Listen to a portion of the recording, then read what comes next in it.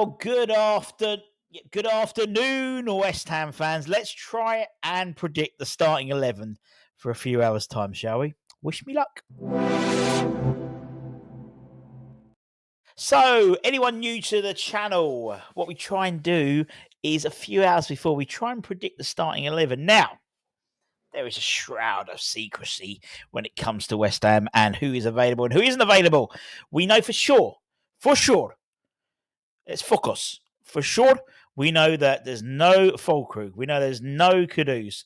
We know there's no Alvarez. The latter two both serving suspensions. Alvarez only one, so he'll be back after the international break, albeit he will be flying with Mexico for the next and play with Mexico for the next 2 weeks.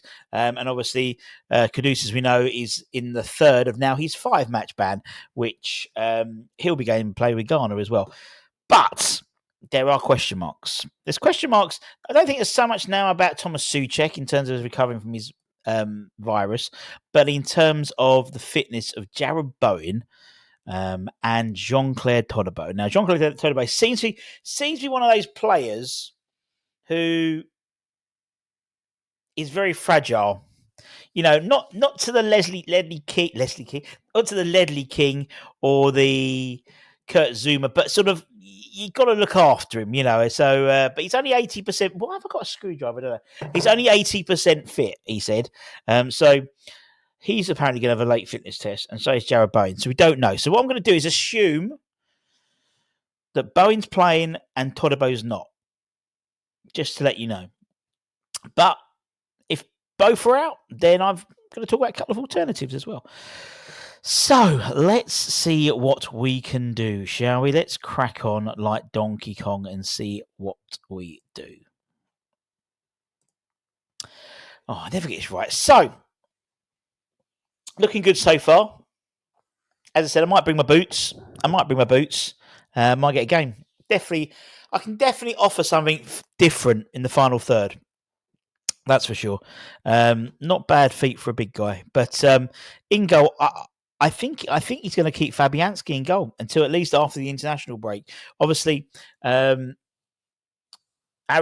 is on thin ice with Didier Deschamps and could well be losing his space in the French squad to another Lucas Chevier from Lille, as well as losing his first team spot in the West Ham shirt to Lucas Fabianski. So he must hate the word fucking Lucas.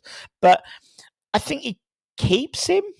It would be, again, I'm not, it wouldn't surprise me either way if he kept him or he changed it back again. I mean, the fact is that Lopetegui is a goalkeeper by trade. So you would assume he would be best placed to put the right goalkeeper in because he'll know what a good goalkeeper is, you would hope. The back four, I think, with the exception of Todibo, I think we know what it's going to be. We know it's going to be Aaron Wan-Bissaka. Well, actually, it could be another way. No, Aaron Wan-Bissaka. I think Mavropanos comes in. He actually was on the club website the other day saying he'll play in any position he's been told to. Could be up front by the end of the game, to be honest. Remember, like Ian Pearce. Ian Pearce. I used to. There was loads of them, wasn't it? Chris Sutton used to be a centre-half / striker. Really good in Championship Manager, he was. And Ian Pearce was as well. Scored some belting goals, didn't he? Particularly one against Tottenham, if I remember correctly. Max Kilman. Man, he's played every minute of the Lopetegui era so far at West Ham. And Emerson, who we saw sort of revitalise Emerson, I think, when we played Man United, to be honest, but not so much for the Spurs game. I think that's not that controversial. As I said, could be two different. You could have Areola and Todibo in, but that's sort of it.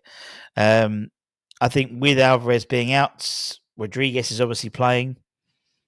Goes without saying. I would assume that he'll put Thomas Souček in, particularly as Souček's been on the club website a lot today and yesterday talking about leadership and stuff like that. So if Bowen is out, I wouldn't be surprised if Thomas Souček is given the captain's armband because it's sort of like, why talk about all this type of stuff? Just as potentially Jared Bowen might not be available. So and Everton themselves, although they'll be rubbing their hands, they've got a number of players out as well. So it's almost like the two infirmaries playing each other. Now we know that Paqueta will play. There was a bit of confusion about whether he's suspended or not. He's not. He's got 4 yellow cards in the Premier League, 1 in the League Cup. So they're 2 different competitions. So he can play. I pondered the question yesterday whether he'll be a good boy today, and then next after the Newcastle game he'll get a yellow card in the Newcastle game, which means he'll be suspended for the Leicester game, which he probably won't be playing anyway because he might have to go to Brazil to be in the because the hearing got adjourned to the 3rd of December, which is when we're playing Leicester City. I wouldn't bet on it. Well, certainly Lucas wouldn't. Now, in terms of, let's assume again, we'll assume Bowen's okay. I think there's no doubt Somerville comes in. I say no doubt, but he does have a chance. He does have a tendency to put Paqueta out there and Soler in the 10, couldn't he? Oh, I've just thought about that. That's maybe quite depressed. And I think Mickey's up front. Now that seemed, and again, that's on the premise that Bowen's fit and Todibo's out. That still ain't a bad side. Now, if Bowen's out, there's a couple of things they can do. One could be, and again, I think the club website might have hinted at this because there's been a lot of posts and a lot of stories about Luis Guilherme. Luis could come in and play on that right-hand side potentially. Very exciting, very raw sort of right-hand side. You think, not a bad game to give him some. Now, and again, I've been reading a lot about people criticising the signing of Guilherme and he's not good in the first team. We said, and not just us, experts, Tim Vickery, who is a South American expert, said when we were speaking about him with Holly, he's one for the future, and he is one for the future, and he will be integrated into the future.